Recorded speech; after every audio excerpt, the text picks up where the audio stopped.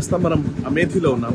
ఇక్కడ మేజర్ గా కనబడుతుంది ఏంటంటే రాయ్బరేలీలో నుంచి అమేథీకి వచ్చేసరికి అమేథీలో బీజేపీకి స్పష్టమైనటువంటి ఒక క్లియర్ గెలుపు అవకాశాలు అయితే కనబడుతున్నాయి. అండ్ ఇక్కడ ఉన్న వాళ్ళతో మాట్లాడే ప్రయత్నం చేద్దాం, వాళ్ళు ఏం చెప్తారో విందాం. कांग्रेस है बीजेपी किसके समर्थन में है? कौन बेरोजगारी?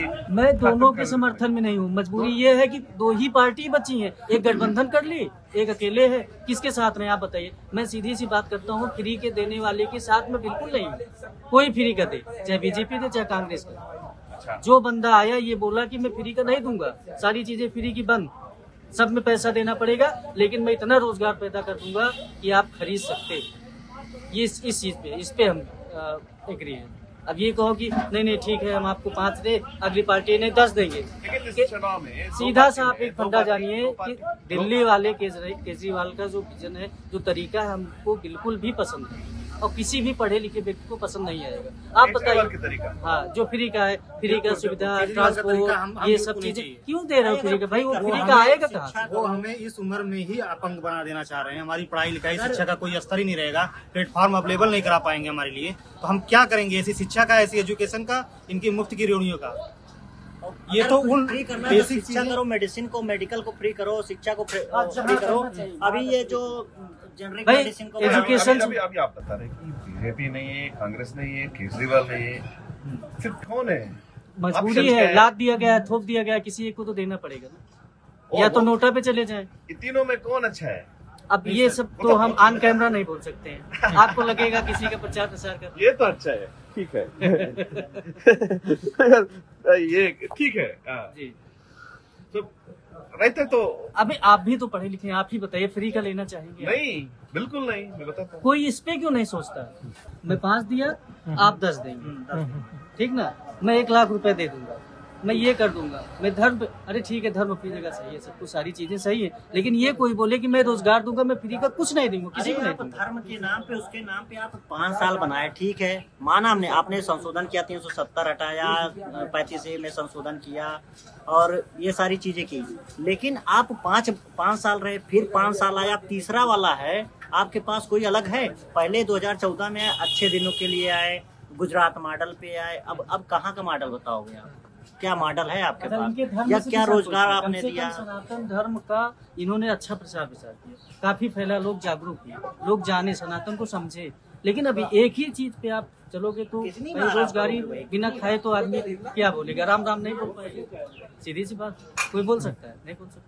रोजगार चाहिए ना युवा। तो आप लोग चाहते हैं कि अभी एक गवर्नमेंट, जो भी गवर्नमेंट है, किसी गवर्नमेंट जो भी है, वो अगर ये बोले बात कि मैं फ्री का कुछ नहीं डेवलपमेंट का दूंगा, तो मेरी तरफ से खुला सकता। आपको सबसे ज्यादा गुस्सा इस चीज पे आता है, मैं आपको 1 लाख दूंगा या 5 किलो राशन दूंगा, 10 किलो क्यों दोगे भाई फ्री का? तो आप बिल्कुल हमको ऐसा बनाओ, वही बता रहे ना। हाँ हमको ऐसा बनाओ कि हम फ्री का क्यों लें? स्ट्रेटजी दोनों तरफ से ना, ये क्या मतलब कि इसमें युवाओं को रोजगार दोगे, 4 किलो आटा दोगे, आटा से काम चलेगा? ऐसा नहीं चलेगा ना। हमको एम्प्लॉयमेंट चाहिए, हमको रोजगार चाहिए और डेवलपमेंट का कुछ आधारशिला चाहिए, कुछ नहीं है डेवलपमेंट। कोई ये नहीं बोलता कि मैं यहाँ फैक्ट्री लगाऊंगा, रोजगार बनेगा, ठीक है, सरकारी में नहीं है, लेकिन प्राइवेट सेक्टर में तो बनना चाहिए। तो आप सीधा ये कहते हैं कि आप लोगों को मुफ्त में जो कुछ भी नहीं चाहिए। ये देखिए, हम तो ये चाहते हैं गवर्नमेंट का कि फर्स्ट सेशन में इन्होंने जो बड़े बड़े मुद्दे देश के थे, जो विदेश नीति थी हमारी, जो हमारी लोकेलिटी की बहुत सारे मुद्दे, 370 हो गया और ये 35A आर्टिकल हो गया और हमारा राम मंदिर मुद्दा हो गया, क्योंकि सभी लोगों की पूरे देश की नजर थी कि नहीं, बहुत बड़े मुद्दे हैं, कई सालों से आजादी के बाद से सबसे बड़ा मुद्दा हमें दिखने में लगता था। वो मुद्दा खत्म किया बीजेपी ने, वो हमें अच्छा लगा, ठीक है, हम उनको सेकंड टर्म दिए। सेकंड टर्म में उन्होंने कुछ चीजें, जैसे नितिन गडकरी का मंत्रालय आप देख लीजिए, पूरे देश में, इवन मैं नहीं कहता कि सभी लोग कहते हैं, विपक्षी भी कहते हैं कि उनका मंत्रालय वास्तव में उसने किया है। आप जहाँ भी जाएंगे रोड का स्तर सुधरा हुआ है, आपके फ्लाईओवर मिलेंगे, बहुत सारी चीजें बेसिक स्तर पे सुधर गई है ट्रांसपोर्टिंग के लेवल पे देखा जाए तो। छोटे छोटे शहरों को नेशनल हाईवे से जोड़ा है नितिन गडकरी के मंत्रालय ने, गाँव जोड़ सबसे अच्छा विदेश मंत्रालय अच्छा है, परिवहन मंत्रालय अच्छा है।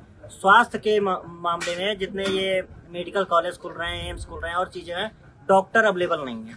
खोलना अलग चीज है, आप उसमें डॉक्टर तो अभी सुविधाएं देना अलग चीज है। मैं छोटी सी बात बताऊंगा, अब होप क्या है नेक्स्ट थर्ड सेशन में? जो हम चाहते हैं कि अगर थर्ड सेशन बीजेपी पाती है या कोई पार्टी आती है, तो अब तो बड़े मुद्दे तो खत्म हो ही रहे हैं, अब हमें चाहिए, हम यूथ, क्योंकि कहते हैं कि इस समय इंडिया में यूथ का परसेंटेज औरों की अपेक्षा ज्यादा है, तो क्योंकि यूटिलाइज करना चाह रहे हैं, वो एम्प्लॉयमेंट बेसिकली स्तर पे जो हम लोगों के स्तर पर तक नहीं आ पा रहा है। बड़े बड़े शहरों में है, हम वहां नहीं जा सकते, हम अपनी फैमिली को छोड़ के नहीं जा सकते। तो हमें एम्प्लॉयमेंट अपने क्षेत्र में जो भी मंत्रालय, जैसे हमारे यहाँ मंत्री महोदय हैं, इनके पास मंत्रालय था, एक भी मंत्रालय से एक भी एम्प्लॉयमेंट अपने क्षेत्र में नहीं दे पाई कि हम बता सके कि फलाने का लड़का उनके भी मंत्रालय में हो सका, या हमें एम्प्लॉयमेंट ये वैकेंसी जायज हुई है, हम इस रेफरेंस से जा रहे हैं, भाई हमारे संसद है उस मंत्रालय में वैकेंसी जायज हुई है, रेगुलरिटी में नहीं है। कोई 4 साल में वैकेंसी आ रही है, हो रहा है, पेपर्स हो रहे हैं तो लीक हो जा रहे हैं, रिजल्ट आ रहा है 2 साल बाद आ रहा है, तब तक हम अब हम लोगों की स्थिति ये हो गई कि ओवर एज की दहलीज पे आ गए, अब हम आउटडेटेड हो जा रहे हैं।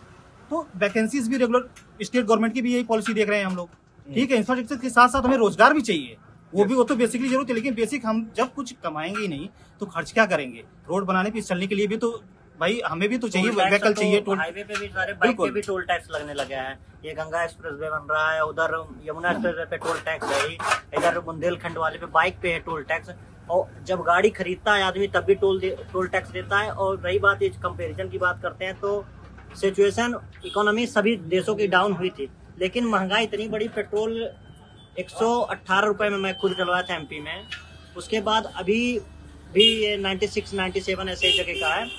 और जो कांग्रेस का बात करते हैं कि पेट्रोल मैक्सिमम उसका 84 रुपए गया था, और ये अभी डाउन नहीं हो रहा है। आपने उज्ज्वला योजना के थ्रू, ये बहुत अच्छी योजना, घर घर को गैस मिला, लेकिन जो सिलेंडर लेकर ईरानी मैम टहल रही थी कि सर पे लेकर कि 400 पार होने का, अभी सिलेंडर गैस सिलेंडर का रेट अवेलेबल है बराबर, ऐसा नहीं लाइन लगना पड़ता था, ये यहाँ पे अवेलेबल नहीं थे, अवेलेबल नहीं था, अब अवेलेबल है, लेकिन इसका कॉस्ट जो है गरीब फिर वही बात करूंगा, फिर वहीं पे आ जाऊंगा कि आप सुविधा दीजिए तो सुविधा लेने लायक हमको बनाइए। अगर सिलेंडर 1300 का आप दे रहे हैं, 1800 कर दीजिए, लेकिन हमको इतना मजबूत बनाइए कि मैं 1800 का ले सकूं। मैं छोटी सी बात बता रहा हूँ, यही बगल एक छोटा सा स्टेशन है, कम से कम 4 पैसेंजर चलती थी, लोगों को आना जाना आसान हो जाता था, आराम से रायबरेली चला जाए, लखनऊ चला जाए, कम पैसे में। सारी पैसेंजर ट्रेनों को बंद कर दिया। अब यहाँ से खर्चा करके अमेठी जाए या गौरीगंज जाए, उसके बाद वो ट्रेन पकड़े तो लखनऊ जाए, तो उसका तो डबल खर्चा हुआ ना। एक कम पैसे में वो चाहे जब पहुंचते, गरीब आदमी अपना समय निकाल के पहुंचता था, ठीक है इतने समय में इतने कम पैसे में पहुंचे। लेकिन अभी क्या है, मैं घर से निकलूं, रोड से साधन पकड़ूं तो गौरीगंज जाऊं, 10-20 रुपए उसका ले लीजिए, उसके बाद एक्सप्रेस ट्रेनें चलती हैं, उसका एक्स्ट्रा हमको पैसा पड़ेगा, तो हमारे ऊपर ही तो बोझ पड़ा। उसके बाद रोजगार भी नहीं है, तो पैसा आएगा कहाँ से? समस्या ये है। परफेक्ट।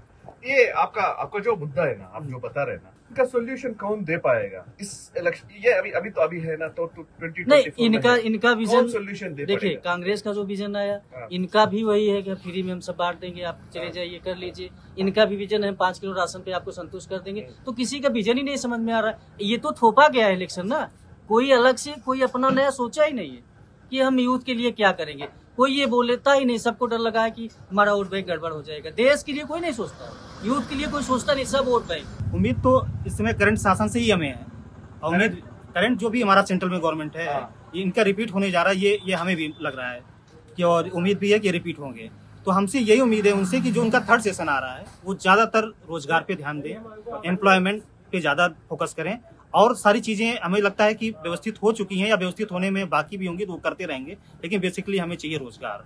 పర్ఫెక్ట్.